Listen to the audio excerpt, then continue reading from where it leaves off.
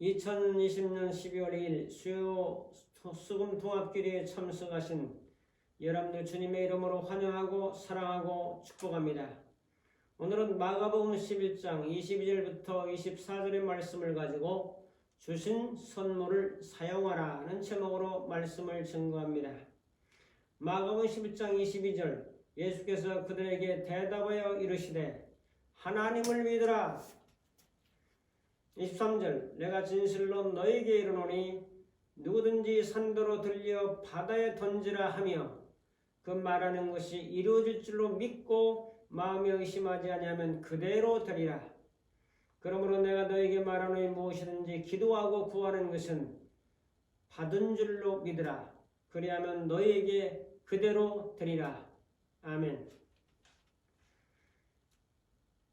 오늘 말씀을 통해서 하나님의 뜻을 상고해 보기를 원하는데요.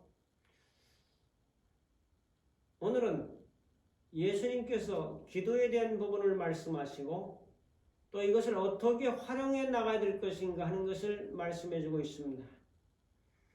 이 산도로 명하여 바다에 던지라라고 말하고 선포하고 그것을 이루어질 줄로 믿고 마음에 의심하지 않으면 그대로 되리라고 선언합니다. 누구든지 너에게 말하노니 무엇이든지 기도하고 구하는 것은 받은 줄로 믿으라고 말씀하십니다. 자, 여기에는 하나 물건이 있어요. 자, 이것이 이쪽으로 옮겨져라 라고 선포한다면 그대로 되겠습니까? 자, 사물적인 거 이거 잘 안 되죠. 오늘 산은 무엇입니까? 문제를 의미합니다. 이 문제를 수석학자들은 문제라고 해놨어요. 문제를 믿음으로 선포하고 선언하면 문제가 해결될 수 있는 길이 있는데, 자, 보이는 이것을 이 산을 옮겨라 그러면 옮긴 사람이 아무도 없습니다. 예수님도 안 옮겼고 바울도 옮기지 않았습니다. 이것을 옮기는 방법이 뭐죠? 저희가 부탁하면 됩니다. 목사님, 이것을 이쪽으로 옮겨주십시오. 제가 옮기면 됩니다. 여러분들이 기도한다고 이 마우스가 옮겨지는 것이 아니라 저희가 부탁을 하면 됩니다. 자, 옮겨지는 방법은 내가 옮기는 것이 아니라 모두 문제든 환난이든 고통이든 질병이든 어떤 역경이든 간에 주님이 옮긴다는 사실이죠. 근데 사람들은 내가 열심히 옮기려고 노력하는 사람도 없잖아. 있는 것을 볼 때 안타깝기 짝이 없습니다. 자, 이런 맥락에서 오늘 말씀 살펴보면 첫 번째로 기도에도 하나님의 뜻 안에서 이루어집니다. 하나님은 그리스도의 대속 안에서 은혜로서 살인, 음행, 폭력, 도둑질은 제공하지 않습니다. 예수님이 은혜 속에 그런 것을 선물로 넣어주지 않았기 때문에 여러분 안에 그런 것들이 이루어질 리가 만무하죠. 자, 그런 것들을 보면서 오늘 우리들은 은혜 속에는 제약이 들어가 있지는 않죠. 은혜라고 해서 죄를 짓는 쪽으로 제공하는 것이 아니고 예수님의 은혜 속에는 하나님의 뜻 안에서 이루어질 것들이 선물로 주어지고 있습니다. 기도라고 하는 것은 하나님의 뜻을 나를 통해서 이루어 나가는 아름다운 행위입니다. 기도를 열심히 해서 내 욕망과 내 뜻을 이루는 것은 그것은 내 욕심입니다. 하나님 뜻 안에서 모든 것이 이루어지는 것이지 내 뜻 안에서 모든 것이 이루어지는 것은 아니라고 하는 사실이죠. 자, 그렇다면 두 번째로 이미 주어진 것을 받으십시오. 믿음은 하나님을 움직이지 않습니다. 하나님께서 우리가 믿음으로 행동하는 것에 반응하여 움직이는 그런 분이 아닙니다. 나에 의해서 조종되는 분이 아닙니다. 진실한 믿음이라면 하나님께서 이루어 놓으신 사건과 일에 대해서 단순한 반응을 보이는 거라. 베드로전서 2장 24절의 예를 보면 그가 채찍에 맞음으로 너희는 나음을 입었나니라고 말씀합니다. 치유라고 하는 것은 2000년 전에 제가 채찍에 맞음으로 너희가 나음을 입었다고 치유를 제공하시는 거죠. 치유는 2000년 전에 그리스도의 대속을 통해서 풀어졌고 전송되었고 퍼졌습니다. 여러분이 치유를 필요로 할 때 그분의 손가락 하나도 들 필요가 없습니다. 사람들은 말합니다. 하나님 강한 손을 펼치소서, 능력의 손을 펼치소서, 권세의 손을 펼치소서보다 주님께서 이미 치유를 풀어놓으셨고 이루셨고 그것을 거듭난 우리 안에 치유의 주님이 와 계시다는 거죠. 하나님께서 우리의 영 안에 두신 것을 육신의 영역에 받아들이는 것이, 수용하는 것이 대단히 중요합니다.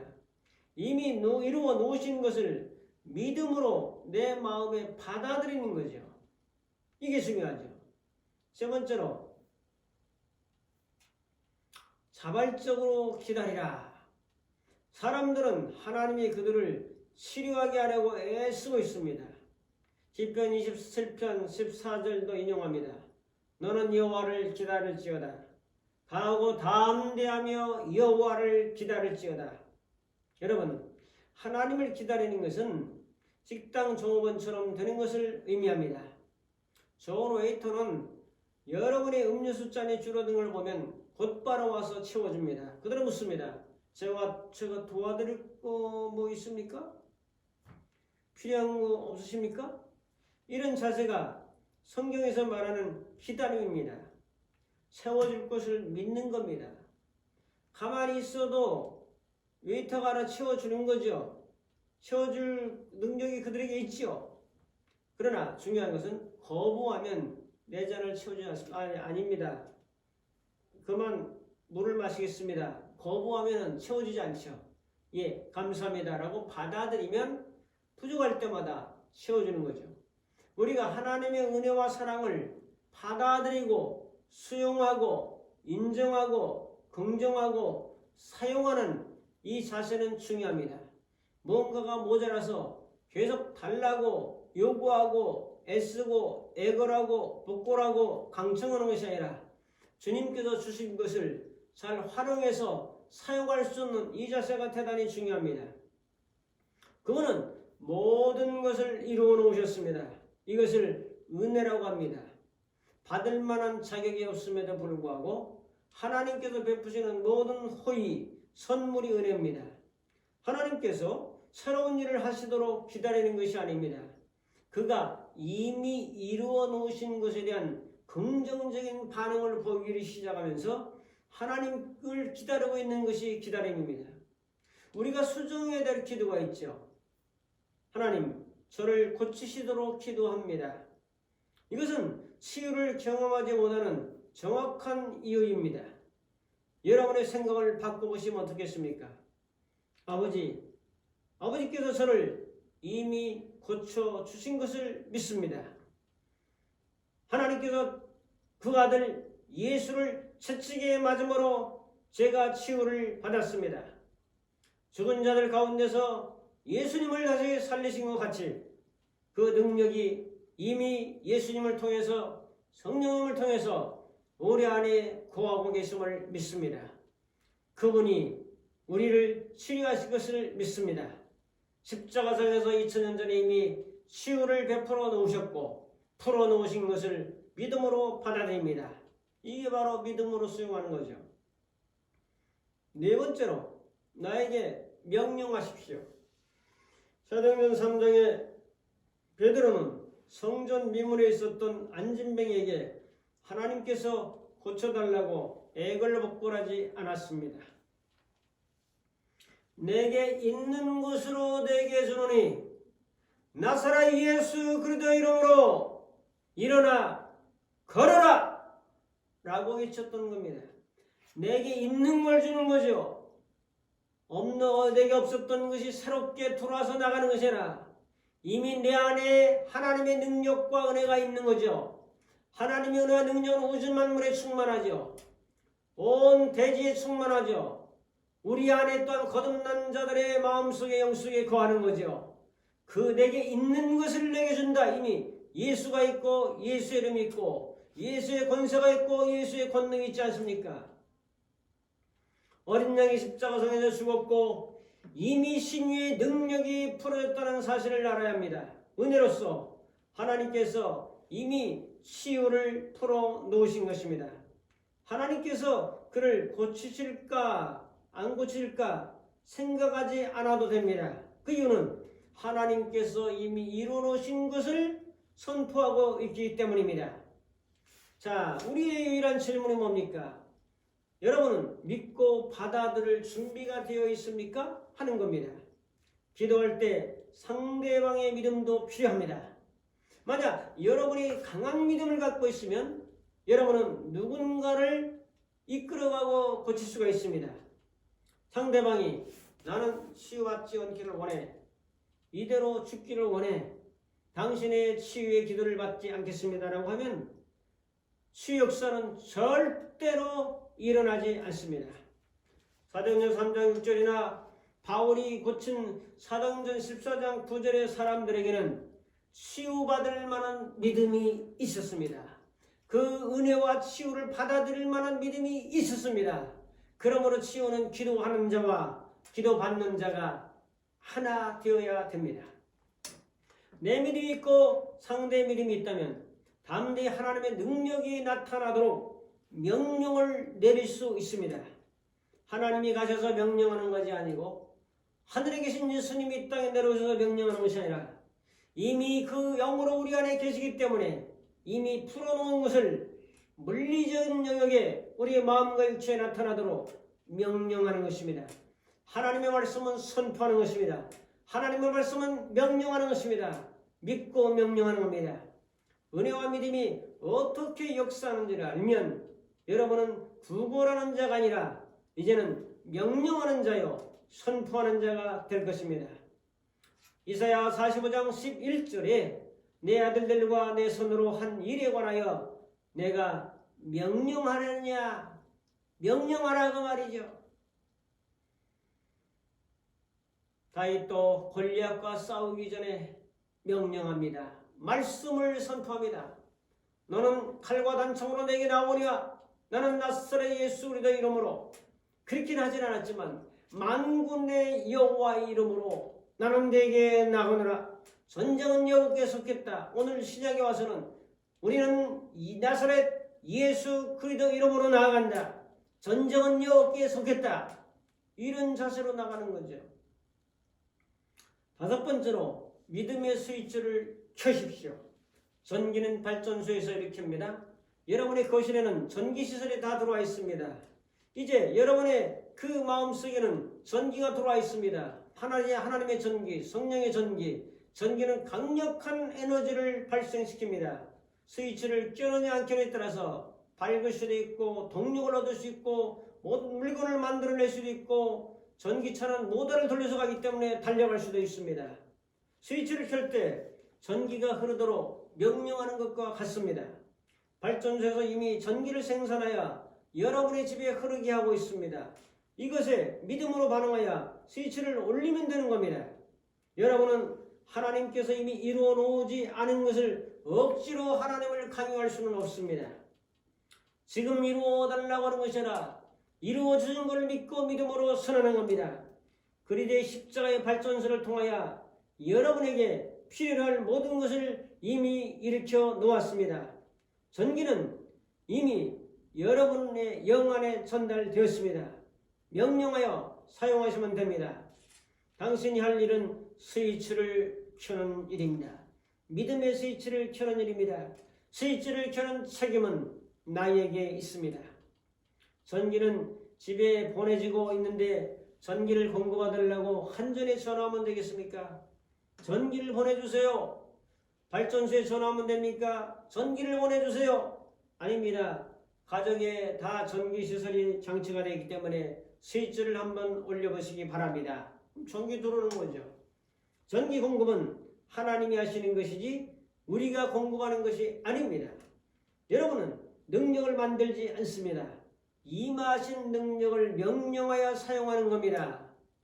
여러분의 말에 의해서 능력을 만드는 게 아니죠. 임하신 능력을 사용하는 거죠. 이것은 명령, 언어입니다. 스위치를 켜는 행동입니다. 믿음은 하나님께서 이루어 놓으신 것을 긍정적으로 반응하여 그것을 사용하는 것입니다. 믿음은 영적인 영역에서 하나님께서 공급하신 것을 꺼내서 물리적인 현실에 두는 겁니다. 여러분이 이 은혜를 믿고 사용한다면 여러분의 삶은 혁명을 일으키게 될 것입니다. 여섯 번째로 변명하지 마십시오. 대부분의 많은 사람들은 하나님이 이루어 놓으신 것을 이루어달라고 해달라고 요청하고 있습니다.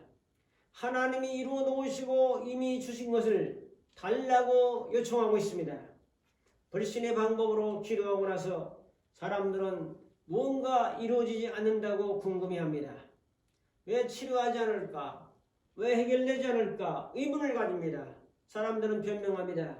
하나님이 나를 시련을 통해서 나를 온전하게 만들고 크게 들어서시기 위해서 훈련과 연단을 하고 계시구나 라고 변명하고 있습니다. 그들은 믿음이 하나님을 움직이기 위해 그들이 무엇인가를 끊임없이 해야 한다고 하는 생각을 하면서 기도하고 있습니다. 그들은 하나님께서 그들의 믿음을 평가한다고 생각하고 있습니다. 그들이 충성했는지 잘했는지, 성경을 많이 봤는지 안 봤는지, 전도를 했는지 안 했는지, 봉사를 했는지 안 했는지, 자 이렇게 해서 그들의 행위의 어떤 결과에 따라서 하나님이 응답하실 수도 있고 안 하실 수도 있다, 그렇게 생각하는 거죠. 자기 행위의 믿음의 근거를 두는 거죠. 자기들이 하는 행위에 따라서 하나님이 반응한다고 생각하고 있어요. 그들은 변명합니다. 내가 기도가 충분하지 않아, 내가 말씀이 충분하지 않아, 내 삶의 범죄 하나보다 이렇게 생각하고 내가 충분히 걸어가지 않는가 보다라고 생각하며 자신을 변명하고 있습니다. 변명을 중지하십시오. 변명을 하지 마십시오. 변명은 하나님의 지혜와 이적과 능력을 현재 삶 속에 나타나지 못합니다. 하나님은 여러분이 해야 할 그 이상으로 십자가에 죽으시고 부활하심을 통해서 이미 2000년 전에 이루어 놓으셨습니다. 이것이 은혜입니다. 이 은혜를 믿고 명령하면 위대한 초전적 역사가 나타납니다. 여러분이 하나님께서 이미 행하셨다는 것을 깨닫게 될 때 정죄는 제거됩니다. 이제 여러분이 해야 될 일은 무엇입니까? 믿음의 손을 뻗어서 예수님을 붙잡는 일입니다. 예수님 무엇인가를 나를 통해 하도록, 그분이 내 안에 계심으로 그분이 나를 통해서 역사하도록 그분을 붙잡는 겁니다. 새로운 능력을 만들어내고 새로운 능력을 달라고 그렇게 요청하는 것이 아닙니다. 마지막 일곱 번째로, 여러분은 받을 수 있습니까? 마귀는 속성입니다. 너는 너무 게으르기 때문에, 기도를 안 하기 때문에, 성경을 안 보기 때문에, 전도하지 않기 때문에, 봉사하지 않기 때문에 절대로 너를 위해서는 하나님이 그렇게 만만하게 역사하지 않을 거야라 그렇게 생각합니다. 너는 믿음이 부족하잖아. 그리고 무엇인가 더 해야지 라고 속일 겁니다.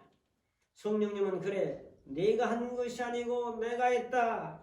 내가 너를 위해서 한 것을 받아들여야 된다. 나를 인정하고 수용하고 내가 2000년 전에 이루는 것을 그대로 받아들이게 되면 그분의 은혜가 나에게 은혜가 되고, 그분의 능력은 나의 능력이 되고, 그분의 죽음은 나의 사망의 문제를 해결하고, 그분의 부활은 나에게 생명을 주는 이런 은혜로 줄 것이라고 성경은 말합니다. 제사함과 치유와 풍성함이 이루어지는 것을 받아들이고 믿으면 그 역사가 나타나는 것입니다. 주님은 십자가상에서 여러분의 죄와 형벌과 아픔과 질병과 연약함과 가난을 담당하였습니다. 그러므로 이런 연약함에 빠질 필요가 있습니까? 담대히 승리와 죄사함과 건강과 풍요를 선언하십시오. 할렐루야! 그것은 믿음으로 손을 뻗어서 받느냐 받지 않는 자의 문제입니다.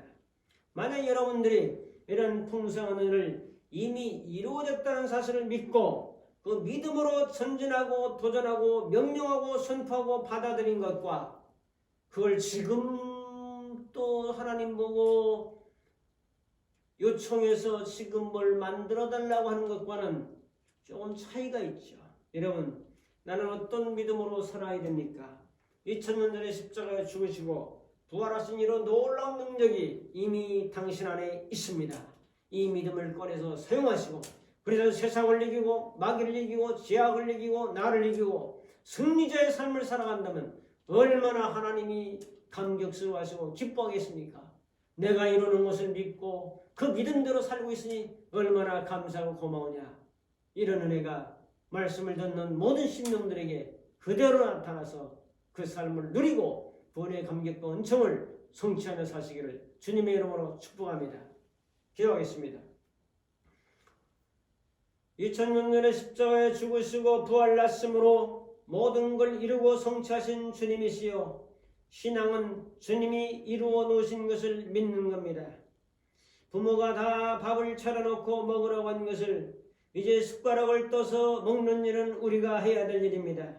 주님, 저희들 내금 주님께서 이루어놓으신 사역의 놀라운 은총을 믿음으로 받아들이고 명령하고 선포해서 그 하나님의 놀라운 능력이 우리의 삶을 통해서 몸을 통해서 마음을 통해서 나타날 수 있도록 크신 은총으로 함께 하옵소서. 예수님의 이름으로 기도하옵나이다. 아멘. 축도하겠습니다. 이제는 십자가에 죽으시고 부활하심으로 모든 영적인 능력과 권능과 건설을 부여하시는 우리 주 예수 그리스도의 무한하신 은혜와 이런 사실을 믿고 믿음으로 믿음의 스위치를 올리며 믿음으로 전진한 자를 사랑하시는 하나님 아버지의 극진하신 사랑하심과 모든 것을 이루신 것을 믿고 가져다 선포하며 명령하며 사용할 수 있도록 힘주시고 능력 주시는 성령님의 교통하심이 거룩한 삶을 영위하고 믿음으로 전진을 원하는 모든 심령들 머리머리 위에 저들의 가정과 섬기는 교회와 이 나라의 민족 위에 이제부터 영원토록